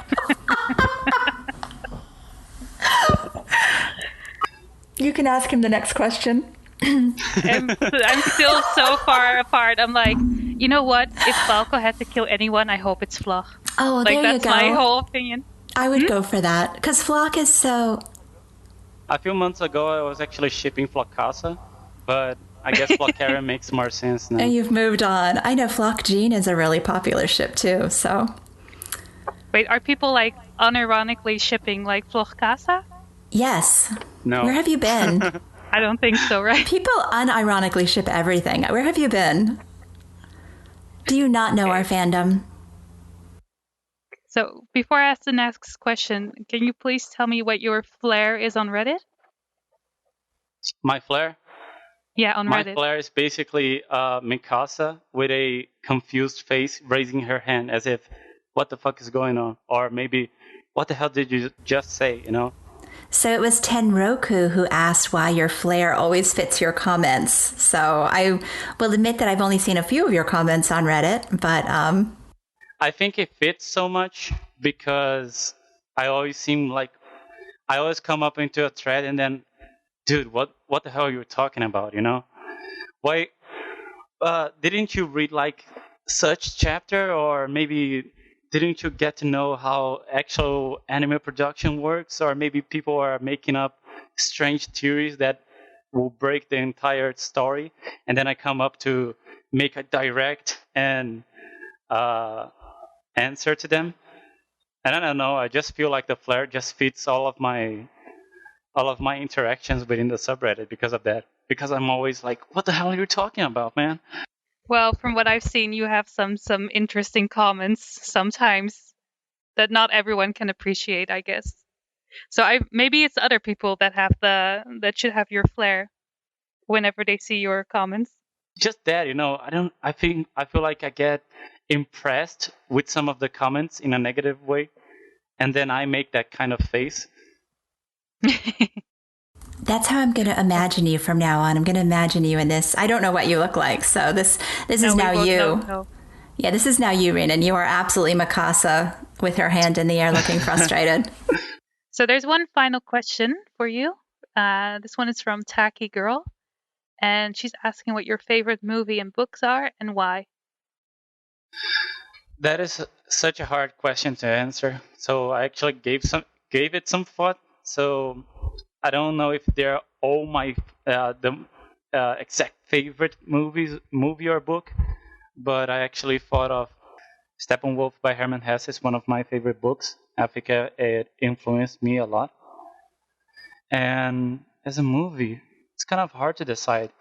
But I always remember fondly one movie that my father showed me, that is 12 Angry Men. Yeah. I like that one too because, it has aged very well, I think, that movie. Yeah. I think Steppenwolf, because it's a very introspective book, and it makes you wonder a lot about the type of person you are. And it poses a lot of interesting questions, I think, about how you live your life. And 12 Angry Men, basically because it's such a movie that happens in an enclosed space. And I don't know, I love the dynamic between the characters and how the story moves forward. And I also have some fond memories of watching it with my dad. Well, thank you for being kind enough to answer our listeners' questions. I think we got some questions in ourselves as well. Mom, would you like to read the first one? Sure. So apparently Eren wanted to know where we were from. I am from the East Coast of the United States. And I'm from the Netherlands, so I have a very Dutch accent. And Renan, did you want to say where you were from? I'm from Brazil, so maybe that's why my accent is even harsher than the both of them. And then we had another a message from the Tumblr user, This World God Only Knows. And it was such a lovely, lovely message. I just wanted to thank them for it. It says, "Hello, I just learned that it's International Podcast Day today, so I wanted to wish you, ladies, a lovely day. I don't listen to podcasts very frequently, but I always look forward to yours, and this is probably one of my favorite things to come out of the fandom. If you don't mind my asking, what gave you guys the idea to start a podcast in the first place?" So I wanted to thank This World God Only Knows, because I didn't know it was International Podcast Day, but it made me feel very official. That was cool. But as far as the idea to start a podcast, I had to go back through our chat log, and basically you said podcast and I said, okay. And that's it. That's the gist of it. Yeah. I think this is something we both wanted to do for a very long time. I think I was kind of hinting at it by asking her or asking you about the Reddit podcast, like, oh, have you heard of it? And your immediate reaction was, yes, I also want to do a podcast myself. I've always wanted to do that. And I basically said, okay, let's do it then. And I think neither of us had to really think about how we were going to do it. It was just like, this is what we're going to do. That was really funny going back through our chat. Oh, we were like, are we going to do it? And then immediately it was like a list of things. The funniest part was thinking it was going to be easy, which, yeah, famous last words. Yeah, I was like, oh, it won't be much editing. It will be very easy. Yeah. And then we spent hours and hours and hours trying to condense everything and make it sound good. 12 hours later. Yeah. But I think we had that conversation. I actually looked at it. It was in July, right? Is that when we had the...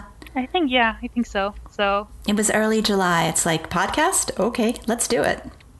I don't know. It's been pretty fun, pretty good so far as I'm concerned. Well, I have enjoyed spending time with you and with the people we've had, regardless of the quality. It's been a lot of fun, but I don't think any of us were prepared for how much work it was going to be. No, I certainly was not. So, and that was the final question we got. So, yeah, first of all, thank you for everyone who sent in a question. If you want to leave another question for us, you're more than welcome to do so. We'll also be announcing our next guest quite shortly. So we'll also let you know where you can leave a question for them when we announce it. And yeah, I guess that was it for this podcast. So thank you for listening to our podcast. And we'd also like to thank Renan for agreeing to join us. We've enjoyed having you, Renan. I'm very glad to have the opportunity to talk to you in this podcast. Yeah, we're very happy to have had you on. And we'll be back next month with Chapter 111 and hopefully another special guest, as Luna mentioned. And as always, we invite your comments, suggestions, and questions. Thank you for offering your hearts and ears. And until next time. Bye. She remembered. Bye. Bye.